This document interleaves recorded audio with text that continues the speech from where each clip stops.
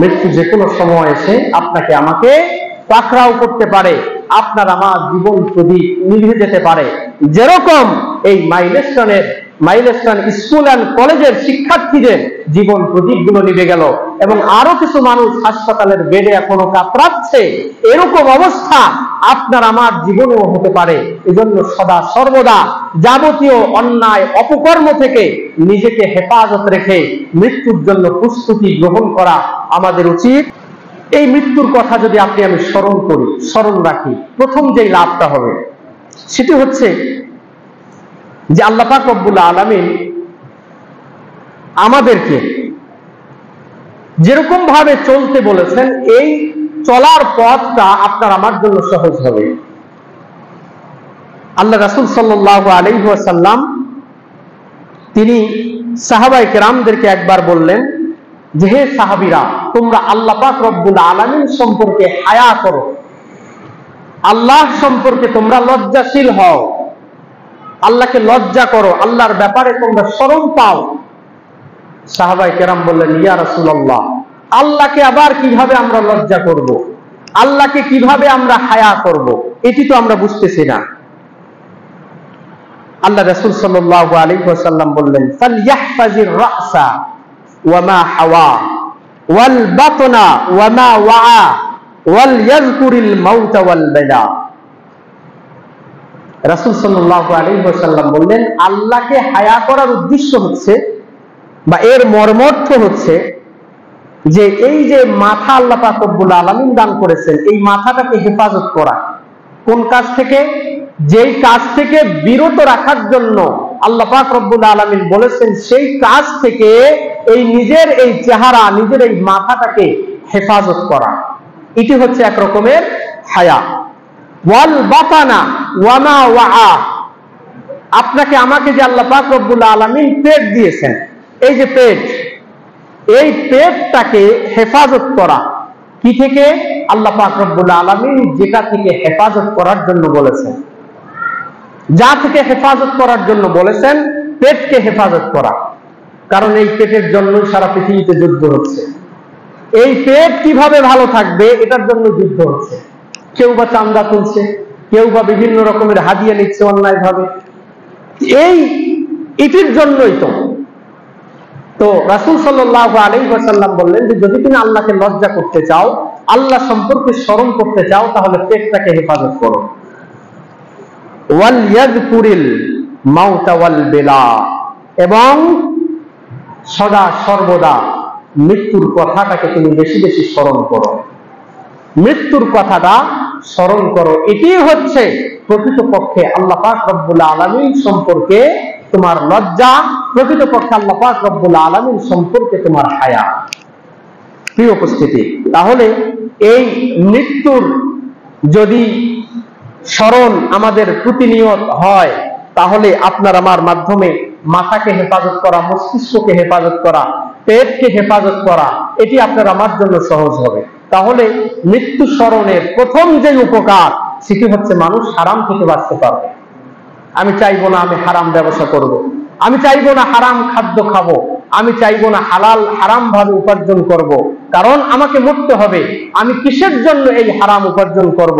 আমি কিসের জন্য সন্তানদেরকে হারাম উপার্জিত সম্পদের মাধ্যমে তাদেরকে ধনী বানিয়ে যাওয়ার চেষ্টা করব? কারণ আমি তো এই পৃথিবীর মধ্যে চিরকাল থাকবো না। আমি আগেও বলেছিলাম যে ওই বাবা এবং মা হচ্ছে সব থেকে বোকা, যেই বাবা এবং মা নিজের সন্তানদের ভবিষ্যতের কথা চিন্তা করে হারাম ভাবে উপার্জন করে নিজের সন্তানকে লক্ষ লক্ষ কোটি কোটি টাকার মালিক বানিয়ে যায় এই পৃথিবীতে। মনে রাখবেন, আপনি হারাম ভাবে উপার্জন করে নিজের সন্তানকে লক্ষ লক্ষ কোটি কোটি টাকার মালিক আপনি বানিয়ে গেছেন, এর ভোগ আপনাকেই করতে হবে। আপনার সন্তান তো মিরাস হিসাবে পেয়ে যাবে, আপনার সন্তান মিরাস হিসাবে পেয়ে যাবে আপনার অবৈধ উপার্জিত সম্পদ, কিন্তু এর জবাব কিন্তু আপনাকে দিতে হবে। কারণ আল্লাহ পাক রব্বুল আলামিন রাসূল সাল্লাল্লাহু আলাইহি ওয়াসাল্লামের মাধ্যমে জানিয়ে গেছেন, 5টি বিষয়ের প্রশ্ন কিয়ামতের ময়দানে করা হবে। যতক্ষণ পর্যন্ত এই প্রশ্নের উত্তর হবে না, ততক্ষণ পর্যন্ত এক চুল পরিমাণ আপনি নড়তে পারবেন না, আপনি নড়তে পারবেন না। তার মধ্য থেকে একটি হচ্ছে কিভাবে আপনি আপনার সম্পদটাকে উপার্জন করেছেন আর কিভাবে ব্যয় করেছেন। তাহলে নিজের সন্তানের ভবিষ্যৎ কথা চিন্তা করে অবৈধভাবে উপার্জন করার কোনো টেনশন নেওয়ার কোনো দরকার আমাদের নাই। আপনি হালাল ভাবে আপনি সামান্য পরিমাণ উপার্জন করতে পারেন, আপনার সন্তানকে সেরকম অবস্থায় আপনি রেখে যান, আপনার জন্য কল্যাণকর এবং পরকালীন জীবনে আপনার আমার সন্তানের জন্য কল্যাণকর। আল্লাহ আমাদের সকলকেই বুঝার তৌফিক দান করুন, আল্লাহুম্মা আমিন। এই উপস্থিতি, সুতরাং অন্যায় ভাবে কারো সম্পদকে আত্মসাৎ করার মতো মন মানসিকতা আমরা কেউই লালন করব না। অন্যায় ভাবে কোনো হকদারের হক থেকে আমরা কাউকে বঞ্চিত করার চেষ্টা করব না। আল্লাহ আমাদের সকলকেই বুঝার তৌফিক দান করুন, আল্লাহুম্মা আমিন। প্রিয় উপস্থিতি, মৃত্যুর কথা স্মরণ হলে দ্বিতীয় যে উপকার সেটি হচ্ছে নেকির প্রতি আগ্রহ বাড়ে। গত সপ্তাহে আলোচনা সম্ভবত হয়েছিল যে আমলের প্রতি আগ্রহী হওয়ার গুরুত্ব। আমলের প্রতি আমরা কিভাবে আগ্রহী হব? এই আমলের প্রতি আগ্রহী হওয়ার একটি মাধ্যম হচ্ছে আপনি মৃত্যুর কথা বেশি বেশি স্মরণ করবেন। এই কথা আমরা সকলেই জানি যে যেদিন আমরা কোনো না কোনো জানাজার সালাত আদায় করি, কমপক্ষে 1 থেকে 2 ঘন্টা পর্যন্ত আমাদের মনের ভিতরে একটা মৃত্যুর ভয় থাকে, মনের ভিতরে মৃত্যুর ভয় থাকে। এবং এই 1-2 ঘন্টা কমপক্ষে আমরা কোনো রকমের অন্যায়ের সাথে জড়িত হতে চাই না।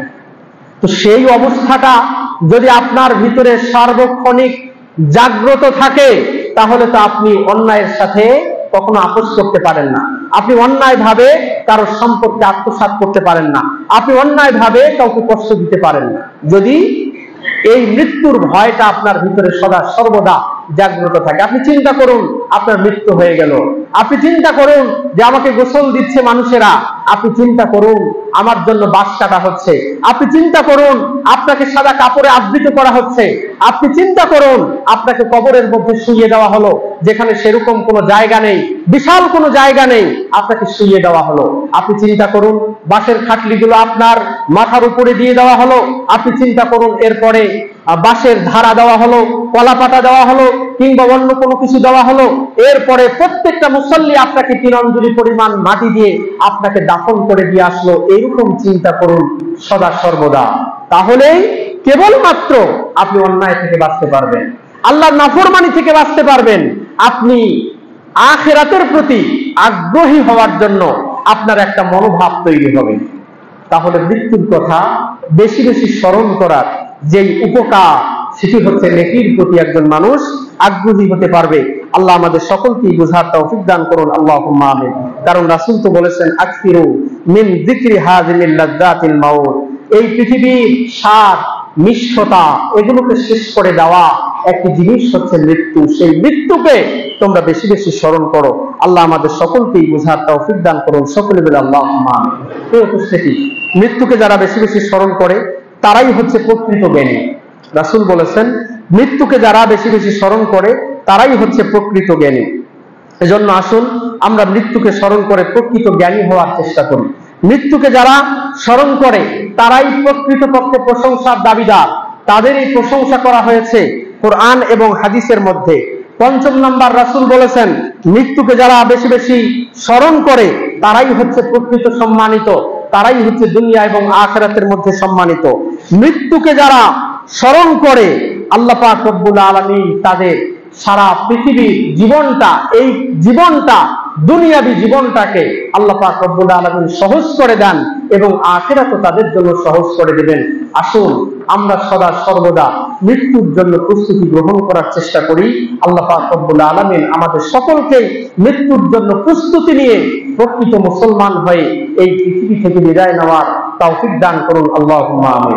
পাশাপাশি দোয়া করি আমাদের এই মাইলস্টোনের যে সমস্ত আহত এবং নিহত ব্যক্তি যারা আছে বা যে সমস্ত শিশু মৃত্যুবরণ করেছে, আল্লাহ পাক রব্বুল আলামিন তাদেরকে শাহাদাতের মর্যাদা দান করুন। যারা আহত হয়েছে আমরা দোয়া করি খুব দ্রুত আল্লাহ পাক রব্বুল আলামিন তাদেরকে শিফায়ে কামিলা আজেলা দান করুন।